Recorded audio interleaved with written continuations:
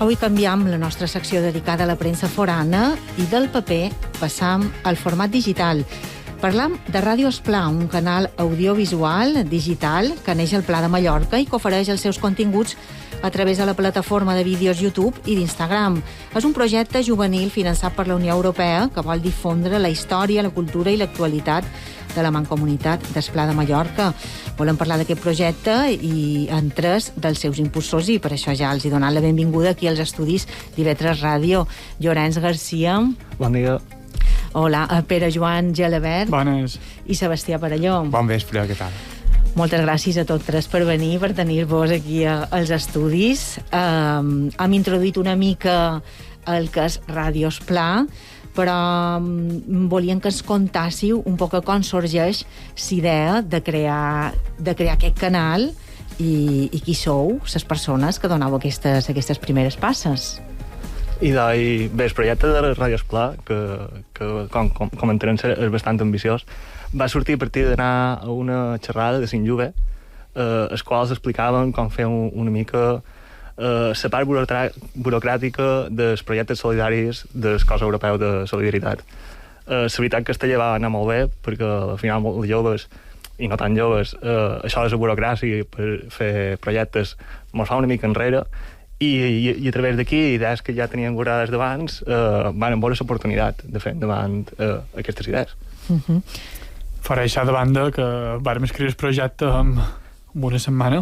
Perquè, clar, el taller, efectivament, com diu en Llorenç, va passar aproximadament un meset abans que tancassin les places per poder tirar endavant els projectes i nosaltres vam estar pensant, ho feim, i de tant pensar vam dir, vinga, ho feim. El que passa que només mos quedava una setmana ja i, efectivament, ho varen treure endavant en una setmana i aquí va ser, com ha dit, idees aparcades que ja teníeu, no? Idees que ja teníeu, i a més és un projecte finançat per la Unió Europea que ho deim així com si res i que vosaltres deis que el vau redactar en una setmana, però que a molts ens pareix, sempre tothom pensa, que difícil, no? Quanta burocràcia, quanta paperassa. És accessible una subvenció d'aquest tipus així d'una manera no massa complicada, sense ser un expert en tràmits? Ho és pel fet que Injuve te presta molt la seva ajuda, també des d'aquí, des de la part balear van rebre ajuda en tot moment que vam necessitar, a través d'Antoni, tant per telèfon com per correu, van estar molt damunt nosaltres. Des del govern, des de la conselleria de... Des de... Quin organisme era exactament?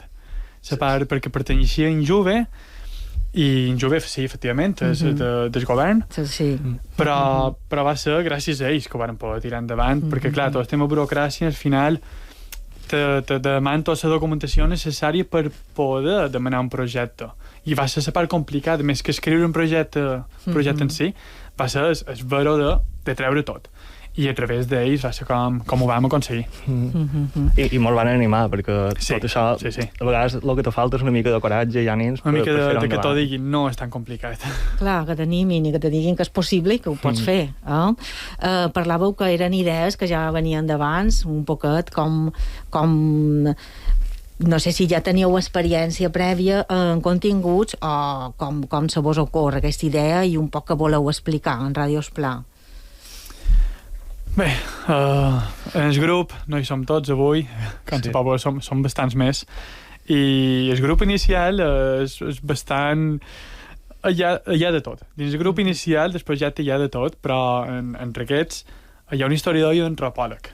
Venia un poquet l'idea des d'allà de que les necessitàvem ells dos per dur a terme tot això. Al final hem vist que no només les necessitàvem ells dos, sinó que necessitàvem molta més cosa, que és el que hem anat aconseguint en el temps. I experiència no en teníem molta. Tenia jo un poc d'experiència gràcies a meu que has fet disseny i aquestes coses dins la part audiovisual, dins la part gràfica, però en general no érem gent que tingués molta experiència dins tot aquest món i ha estat a fer-nos-hi aprenent molt abans de començar i aprenent molt més després d'haver començat, perquè al final és com s'aprèn. Fent coses, clar, s'aprèn fent. Al final és una manera virtual de fer poble, també. Sí. Vosaltres sou de Llubí, no? Aquest projecte neix a Llubí, tot i que és vol abarcar tot el pla. Jo he de dir que som el darrer que he arribat, no tenia constància d'aquest projecte, i quan el vaig veure, que m'ho van contar pel poble, i ho vaig veure per les xarxes socials, vaig contactar amb ells, i bé, el primer que de tot els vaig donar l'enhorabona per agafar aquesta empenta amb aquest projecte, i ja ells també tot m'han dit que aquí ho direm, que qui vulgui participar, tothom està convidat. Jo som un dels casos de que no vaig ser inicial en el projecte, però quan vaig veure aquest projecte tan xulo, i a part tenc un perfil diferent d'ells, com ha dit en Pere Joan, eren historiadors, antropòlegs, economistes... Jo som biòleg, i penso que també la naturalesa és cultura, i he volgut donar el meu granet d'arena en la cultura natural d'aquí les Illes Balears.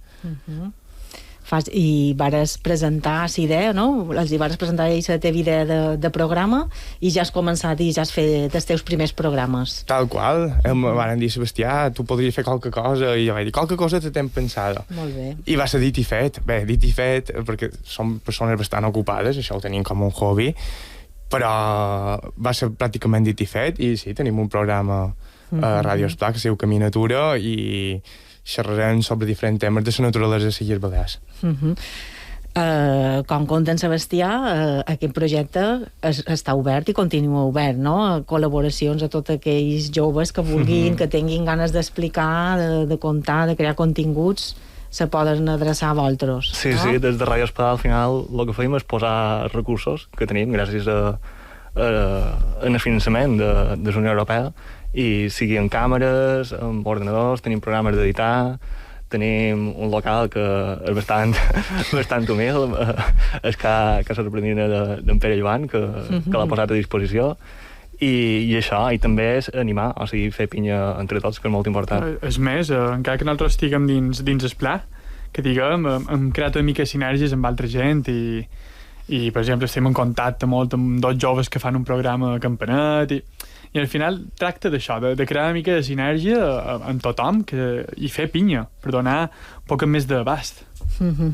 Clar, i crear un mitjà de comunicació més proper en els joves, no? Perquè hi ha molt de mitjans locals de llarga tradició a tots els pobles de les illes, i sobretot de Mallorca, però potser els joves esteu creant ara la vostra pròpia xarxa, no? Amb el vostre llenguatge, també. Sí, jo crec que en aquest sentit hi ha un poc una bretxa generacional, però no tant per edat, sinó perquè a partir de certa edat, bé, o sigui, per edat, però perquè ja som nadius digitals, o sigui, estem més acostumats a emplear un tipus de mitjans de comunicació, i són al final els mitjans que consumeixen els joves, i nosaltres hem agafat aquests mitjans, en aquest cas la plataforma de YouTube i les xarxes socials, que també tenim prou visites, i és simplement volcar el que ja fan altres generacions, però intentar actualitzar-ho i des de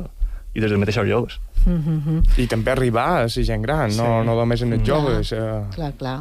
Sí. I el que volem en el final és intentar connectar aquestes, com han dit, aquestes dues generacions. Volem que unes sàpiguen el que fan les altres, ja que si no són els majors que ho conten, ho perdem. És que ho perdem, són ells els que tenen aquesta memòria oral, que és de lo que va tot això. Sí. Clar, en el final no deixen de ser temes locals.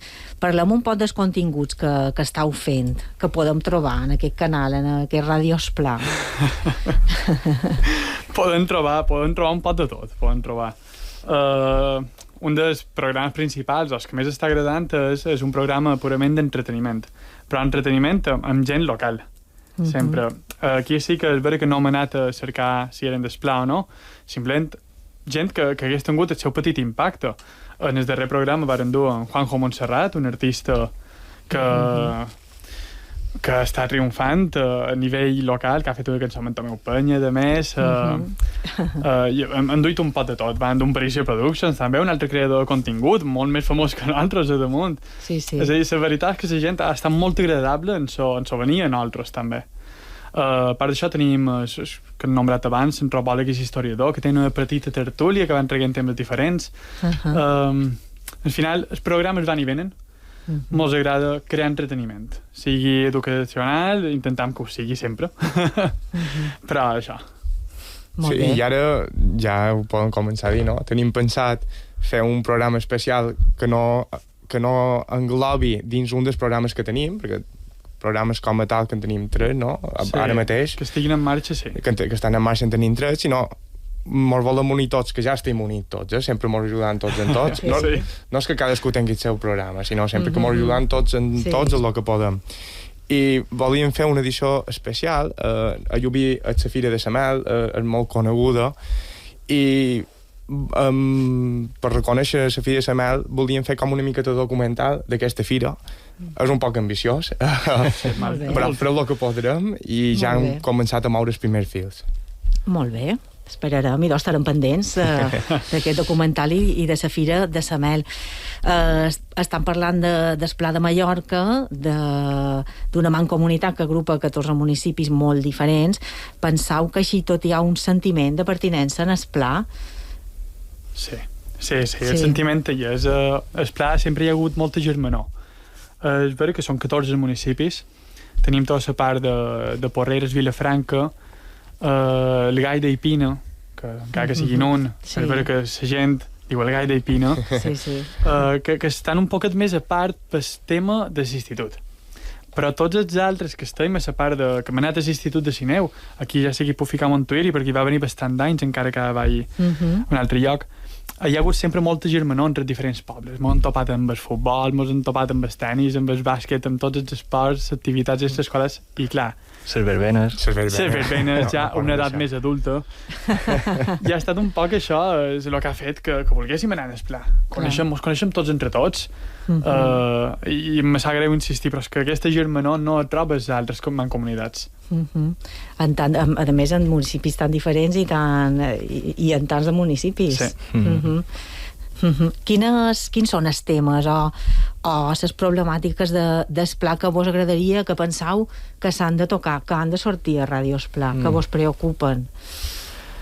Preocupar no hi ha gaire que mos preocupi. O que penseu perquè que val la pena que quedin recollits a que Ràdio quedin Pla? recollits. Volem que quedi recollits l'essència de cada un dels municipis. És molt complicat perquè no tenim recursos suficients, recursos humans, en aquest cas, suficients per poder recollir-ho a tots els municipis.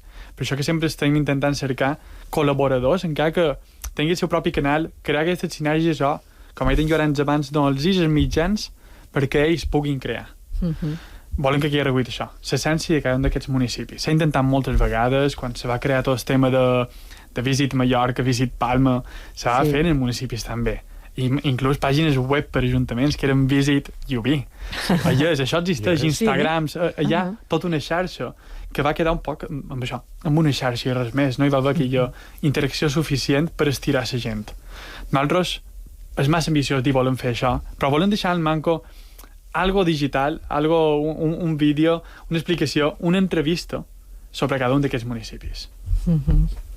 Què penseu, vosaltres? I crec que també pot comentar Sebastià. lo dels tallers que tenim en marxa, Ah, sí. que no ho feim a Llubí, Que tindrem en marxa. que tindrem en marxa, però que ja ho tenim en marxa. Ja comença a ser una realitat, que són uns tallers audiovisuals per gent més jove, que bàsicament per ensenyar-los que ells poden crear amb un telèfon mòbil, els tallers se faran íntegrament en telèfon mòbil, des de la creació d'un guió a la producció final i es penjar-ho a la xarxa social del gust.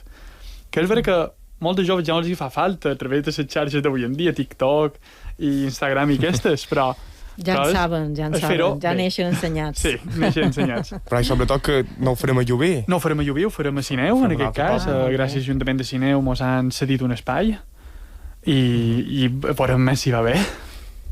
Molt bé. També ho apuntam per donar-li un pot de difusió. Llorenç, els joves, bé, esteu parlant de joves, esteu parlant de que sí que hi ha un sentiment de pertinença en el Pla, però els joves del Pla queden en els pobles, en els seus propis pobles, o parteixen, perquè clar... Aquesta és una problemàtica greu. Jo crec que en els pobles del Pla, justament per aquest associacionisme fort, aquest fer poble, aquestes dimensions petites que permeten conèixer-se a tots, fan que t'arrelis més en aquests pobles, que tinguis un sentiment de pertinència i vulguis viure en aquests puestos. Ara bé, crec que hi ha una problemàtica greu i és la de l'habitatge. O sigui, a hores d'ara, si no tens una herència o una persona propera que te faci un lloguer a un preu assequible, és complicat viure a certs pobles. Esteu d'acord? Totalment. Sí, totalment És un dels problemes, no? Sí. Encara voldríeu quedar, no? Però sí, clar... jo crec que molts de companys no viuen a Llubí justament per això, Per això. i desitjarien viure És molt a més Llubí. senzill anar a Palma i compartir un pis amb altra gent de més o menys la teva edat que de tenir poble i haver de llogar una casa. Sí, de vegades gent que que no coneixes simplement perquè és còmode, i Sí. és còmode en el sentit econòmic. Assequible. És Exacte, assequible. assequible. Exacte, És més possible. problemes, sí. És possible, ja Sí, per alguna. l'habitatge és el problema social més important, no? Crec que tenim avui en dia. Sí. És així. Sí, i malauradament, a hores d'ara no hi ha unes mesures No té temps reals. de canviar. Sí, no sabeu un canvi, no sabeu un futur. Ja per acabar, no sé si definir-vos com mitjà local, però bé, esteu centrats en lo local, en donar valor a lo local. Com veus el futur dels mitjans locals? Cap on han d'anar? Pot ser el camí que esteu obrint vosaltres, no? Més cap a lo digital o més cap a Personalment, les xarxes. troc que no s'ha de donar l'esquena en els mitjans tradicionals, sobretot aquestes revistes locals que van néixer en els anys 80, recuperant la premsa escrita en català, a part de les revistes locals, les ràdios, existeix Ràdio Porreres, Titoieta Ràdio Algaida... Bé, existeixen molt de mitjans que van sortir ja fa molts anys, o sigui, no són recents, i el que s'ha de fer és companyinar-se. Aquests mitjans... Intentar trobar aquest equilibri entre estirar les noves generacions, que pràcticament és un dels problemes que varen posar damunt d'aquest projecte. Que els hi costa un poc més anar a lo tradicional i els estira més sempre lo digital. I per això vam acabar nosaltres també creant un mitjà digital. Molt bé. Podríeu ser, millor aquest punt d'unió, no?, entre uns i altres Ens encantaria. per aconseguir crear més xarxa. Molt bé. Llorenç Garcia, Pere Joan Gelabert i Sebastià Parelló, moltes gràcies. Membres de Ràdio Esplà, moltes gràcies per acompanyar-nos i per contar-nos el vostre projecte, i repetim que entrin, no?, a Ràdio Esplà i que s'apuntin, no? Sí, animam a tothom que mirin els vídeos i si volen participar en el projecte estan convidadíssims i moltes gràcies a vosaltres per convidar-nos. Molt bé, moltes gràcies. Gràcies. Que juguen a ser grans. Pues deixem un minutet amb el Marcel Cranc de Sencelles, d'Esplà també, i anem a publicitat i tot d'una tornem. Només ens quedi resar. Sabrem que tot és mentida. Sabrem